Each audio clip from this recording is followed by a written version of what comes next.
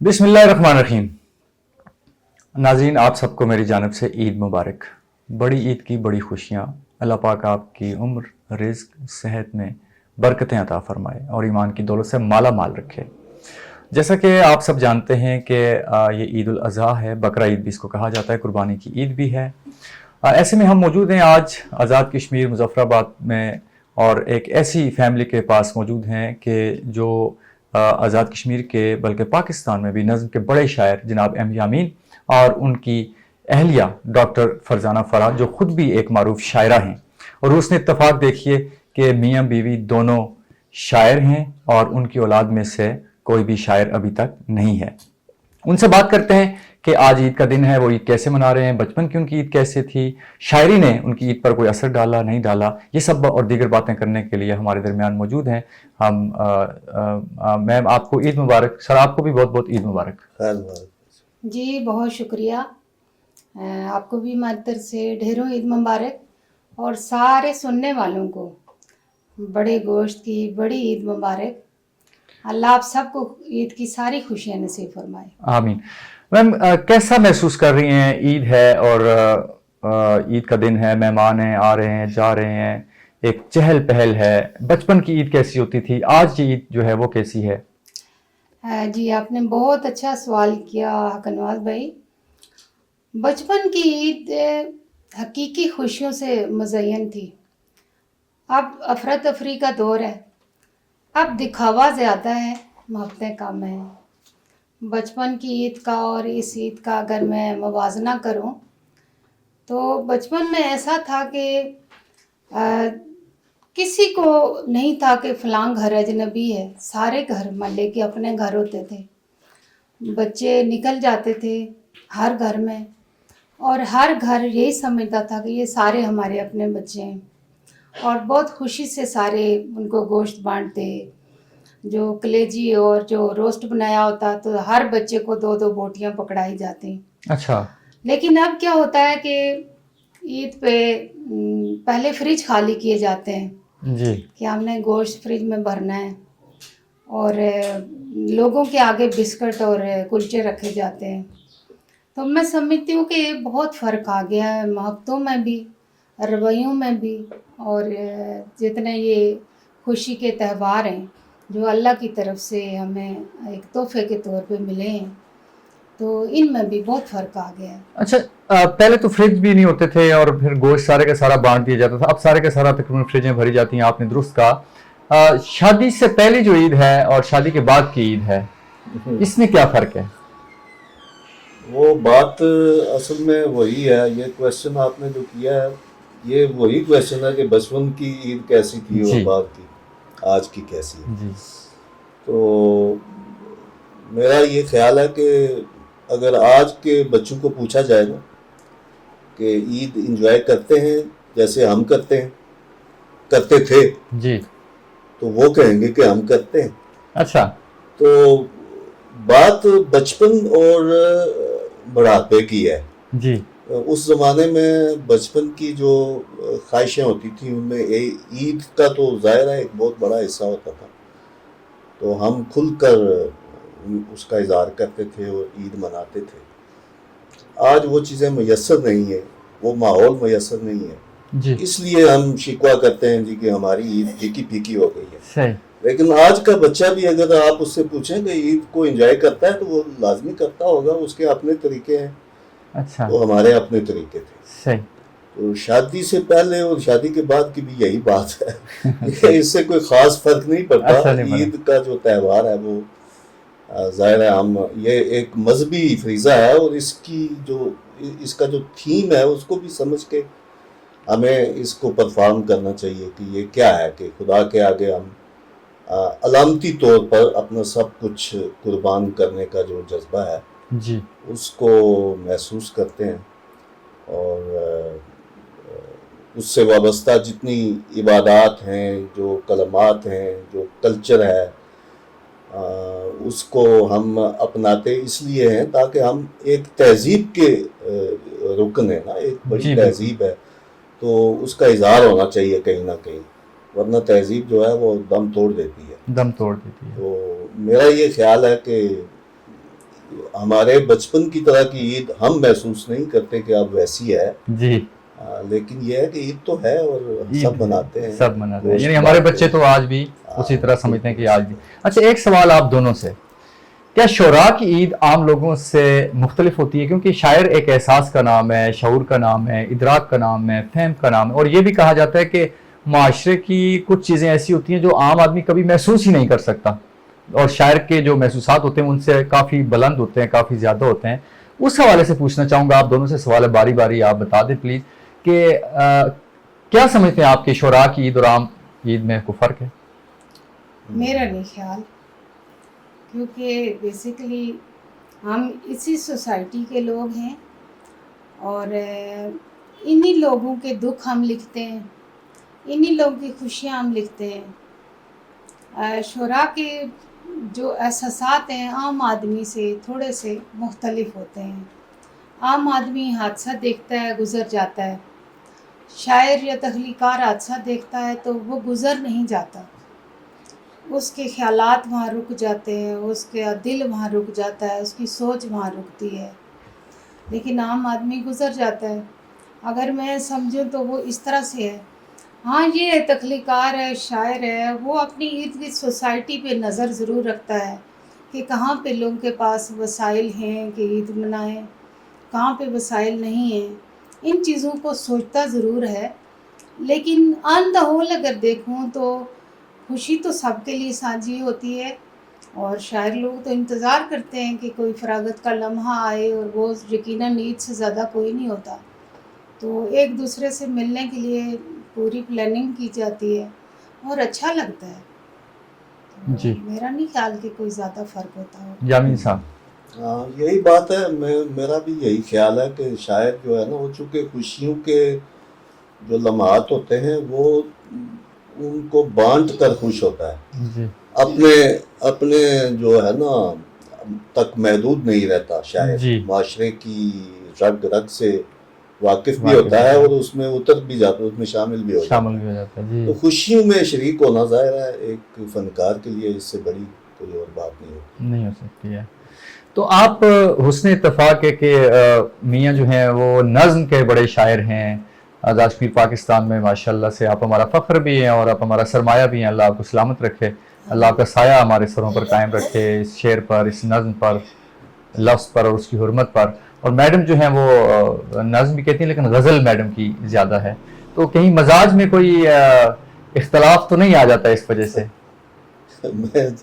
میرا تو خیال ہے کہ یہ تخلیقی جو کام ہوتے ہیں نا وہ مزاج ہم کریٹیکلی کہہ سکتے ہیں کہ غزل کا ایک مزاج ہوتا ہے اور جی نظم کا، otherwise is a human behaviour جی ہم رکھنے والے جو لوگ ہیں، ایک تخلیقی مزاج ہوتا ہے، ایک غیر تخلیقی مزاج ہوتا ہے۔ جی تو تخلیقی جو مزاج ہے وہ ہم دونوں کا ظاہر ہے اپنی اپنی جگہ پہ، اپنے اپنے مدار میں جی ہم اس کی رسپیکٹ کرتے ہیں، سیلف جو کریٹیو پرسنالٹی ہوتی ہے جی ظاہر ہے ہم اس کی رسپیکٹ کرتے ہیں، میں بھی کرتا ہوں، یہ اپنے دائرے میں رہ کر کرتی ہیں، جی۔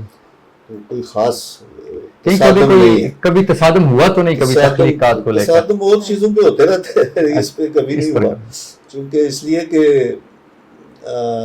وہ کہتے ہیں نا کہ حیت جو ہوتی ہے نا، فارم جو ہوتی ہے جی کسی فن پارے کی، تو وہ بھی جو ہے نا انسانی جو کریشن ہے وہ اس کے مطابق ڈھلتی ہے، جی یعنی ہم غزل لکھ رہے ہیں تو غزل کی فارم سامنے آ جاتی ہے، صحیح ویسے تو یہ لاشعوری کام ہے نا، لیکن شعور میں فارم اس کو شعور میں رکھتی ہے، بالکل تو اس میں کوئی خاص جو ہے نا میرا نہیں خیال کہ نہیں ہوا۔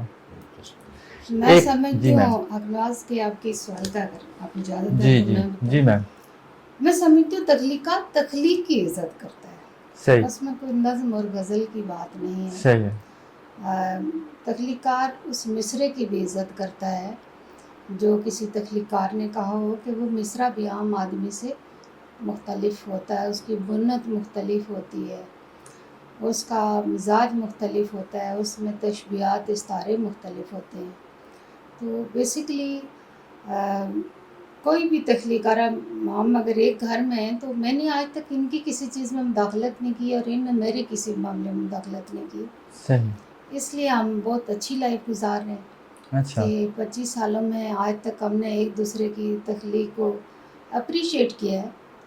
कभी ये नहीं कि हमने उसको डिस्कस करके किसी चीज़ पे कोई, वैसे तो कहा जाता है दो मुल्लाओं में मुर्गी हराम हो जाती है, और यहाँ शायरी में ऐसा कभी नहीं होता। नहीं, दो शायर अगर मियाँ बीवी भी हैं और वो लाइफ गुजार रहे हैं तो वो सेट पैटर्न पे गुजार सकते हैं, कोई इशू नहीं। बिल्कुल बिल्कुल ऐसे क्योंकि हमें मसाले कम मिलती हैं, ये सवाल आपसे इसलिए पूछ रहा हूँ क्योंकि बानो आपा और इशफाक अहमद दोनों तख्लीकार थे, उनका बड़ा रोल मॉडल लाइफ रही और उन्हें एक अच्छी नस्ल की तरबियत भी की। आज़ाद कश्मीर में हमें कहीं भी नहीं मिला कि कहीं जहाँ कहीं मियाँ बीवी हूँ और दोनों मारूफ शायर भी हूँ।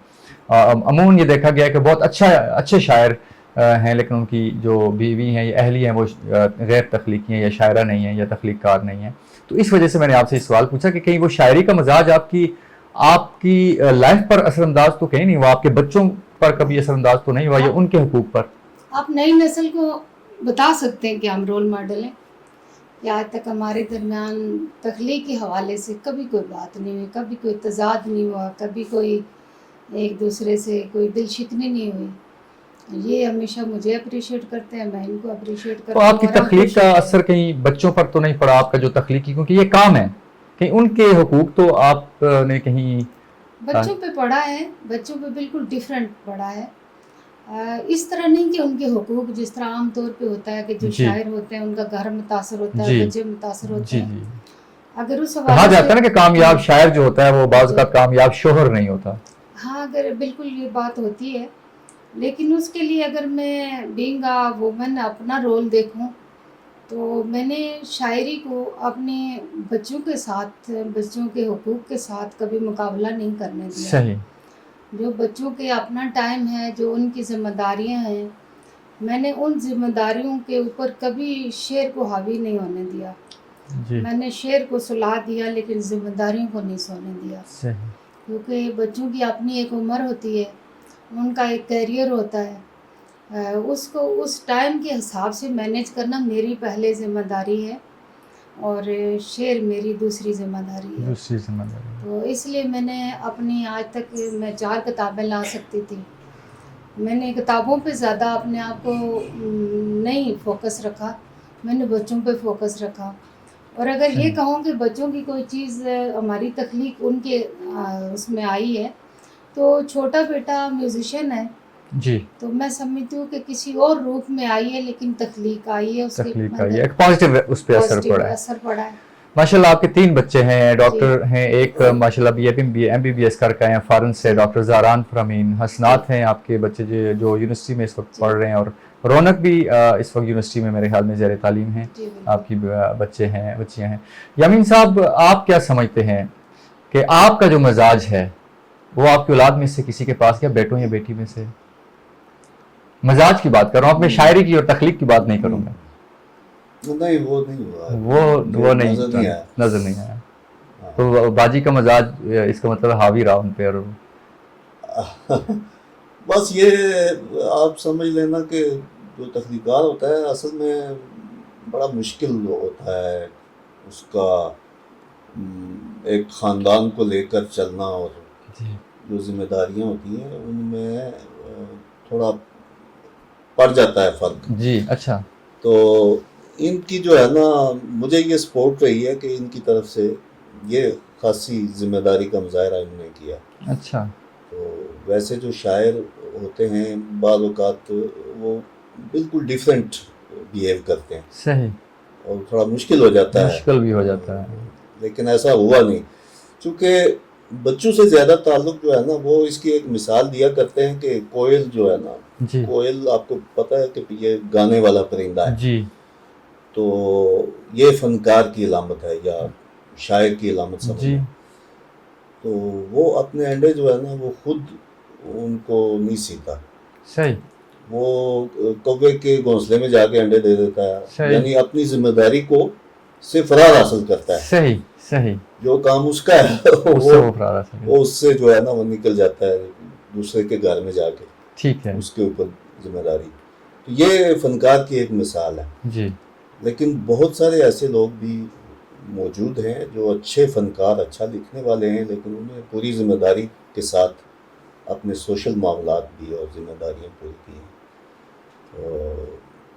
باقی یہ جو آپ کہتے ہیں نا کہ باپ اگر شاعر ہے تو بیٹا بھی ہونا چاہیے، یہ ماحول کا اثر ہوتا ہے۔ جی ہو سکتا ہے کہ ماحول کو دیکھ کے بیٹا بھی وہ اس کو جی جی اپنا شاعری کو اپنا لے، لیکن موروثی طور پر میں نہیں سمجھتا کہ کوئی بات منتقل ہوتی ہوگی ایک نسل سے دوسری نسل میں۔ صحیح، یعنی یہ آپ کے خیال میں ایسے نہیں ہوتا ہے؟ ایسے نہیں۔ اچھا، جہاں آپ نے فنکار کی بات کی، جو ہم تاریخ پڑھتے ہیں شاعری کی، ادب کی، اس میں ہم دیکھتے ہیں کہ جو پرانے ہمارے بادشاہ ہوتے تھے، جو ہمارے حکومتیں ہوتی تھی، وہ بڑا سپورٹ کرتی تھی تخلیق کاروں کو، شعراء کو وظائف مقرر کرنا اور فنکاروں کی بڑے حوصلہ۔ آج کی حکومتیں اس سے لاپرواہ کیوں ہیں آپ کے خیال میں؟ میرا یہ خیال ہے کہ یہ حکومتوں کی ضرورت نہیں ہوتی۔ صحیح۔ ایک فن کی ترویج میں حکومت کا کچھ رول ہو سکتا ہے، تخلیق میں نہیں۔ یہ جو کنٹریبیوشن ہے نا، کنٹریبیوشن کا مطلب یہ ہے کہ ہم تخلیق کرتے ہیں، پھر فن جو ہے نا اس میں کنٹریبیوشن کرتے ہیں۔ ٹھیک ہے۔ تو تخلیق کے لیے کسی سہارے کی ضرورت نہیں ہے۔ صحیح۔ البتہ اس کی ترویج کے لیے، اس کے فروغ کے لیے جیسے جی اقدامات ہونے چاہیے، کوئی اکیڈمی ہو، جیسے دنیا میں رہی ہے جیسے ادارے بنتے ہیں، تو اس میں یہ ہے کہ لوگوں کو ایک جگہ اکٹھا ہونے کا موقع ملتا ہے، ایک دوسرے کے خیالات جاننے کا۔ تو ہمارے ہاں یہ چونکہ بادشاہوں کو تو اس کی ضرورت ہوا کرتی تھی نا، وہ جی جی وہ جو ہے نا ان کا اپنا بھی ایک ذوق لوگوں کو بتانا ہوتا تھا کہ میں باذوق آدمی ہوں، جی، اور شعر اور فن کے ساتھ ان کا تعلق ہوتا تھا، وہ ان کی اپنی ضرورت تھی اس وقت۔ صحیح۔ اب جب سے یہ جمہوریت آئی ہے اور چھاپا خانہ ایجاد ہوا ہے تو یہ ترجیحات بدل گئی ہیں، حکومتوں کی جو ہے نا ترجیحات میں یہ ادب وغیرہ شامل نہیں رہا۔ اچھا، اب جاتے جاتے میم آپ سے کوئی، آپ کیونکہ شاعرہ بھی ہیں اور جو ہے عید کا ماحول بھی ہے اور آپ نے قربانی بھی بکرا کیا ہے اس دفعہ، تو کوئی بکرا عید پر ہمیں کوئی چند اشعار آپ ہمیں کائنڈلی سنا دیں۔ بہت شکریہ، کیونکہ بکرا عید ہے تو میرا یہ سب کے لیے، ناظرین کے لیے بھی جو ہے نا، شعر بھی بکرے کے لیے ہونا جی چاہیے۔ بالکل، بکرے کے لیے تو اور اچھی سونے پہ سواگا ہو جائے گا۔ یہ کہ مزاحیہ نظم کہہ لیں اس کو جی۔ کہ عید کیسے منائیں گے بکرے، جی۔ عید کیسے منائیں گے بکرے، سوچ میں ہیں یہ سارے کے سارے۔ واہ۔ عید کیسے منائیں گے بکرے، سوچ میں ہیں یہ سارے کے سارے۔ بکرے۔ کوئی چھت پہ بیٹھا ہے چھپ کے، کوئی بیٹھا ہے دور کنارے، جی کوئی کہتا ہے وقت آ گیا ہے، جی، اب نہ بچ پائیں گے ہم بیچارے۔ واہ۔ کوئی کہتا ہے وقت آ گیا ہے، اب نہ بچ پائیں گے ہم بیچارے، جی، گھاس کھاتے ہی دل کانپتا ہے، واہ۔ گھاس کھاتے ہی دل کانپتا ہے، دیکھ کر لوگ کہتے ہیں پیارے، اچھا۔ بچے ایسے سجائیں ہمیں بھی، ہوں۔ گلے میں ڈالے رنگی ستارے، جی پھر بھی دل میں یہی ایک چبھن ہے، جی۔ عید کیسے منائیں گے بکرے، ہاں، عید کیسے منائیں گے بکرے، واہ۔ سوچ میں ہے یہ سارے کے سارے کے سارے بکرے۔ بہت شکریہ سر، آپ کا بہت شکریہ، میم آپ کا بہت شکریہ، اتنی اچھی ضیافت آپ نے کی، اتنا اچھا ہمیں آپ نے وہ ٹائم دیا، اتنی مصروفیت میں آپ کے مہمان ہم دیکھ رہے ہیں کہ وہ بھی، اور بچے بھی آپ کے ظاہر ہے، تو آپ سب کا، آپ کا بہت شکریہ سر، آپ کا بہت شکریہ میم، آپ کا بہت شکریہ۔ یہ تھے محترم ایم یامین اور ڈاکٹر فرزانہ فرا۔ ادبزار میں اس وقت ہم بیٹھے ہوئے ہیں، ان کا جو گھر کا ایک گوشہ ہے اس کا نام ہی ادبزار رکھا ہوا ہے، اور کیسے نہ ہو کہ جب میاں بیوی دونوں تخلیق کار ہوں اور گھر میں ادب کیوں نہ، اور اس گھر کو ادبزار کیوں نہ کہا جائے، تو سارا گھر ادبزار ہے۔ اس گوشے سے اپنے میزبان حق نواز مغل کو دیجیے اجازت۔ آپ سب کو ایک بار پھر بڑی عید کی بڑی خوشیاں مبارک ہوں۔ اللہ نگہبان۔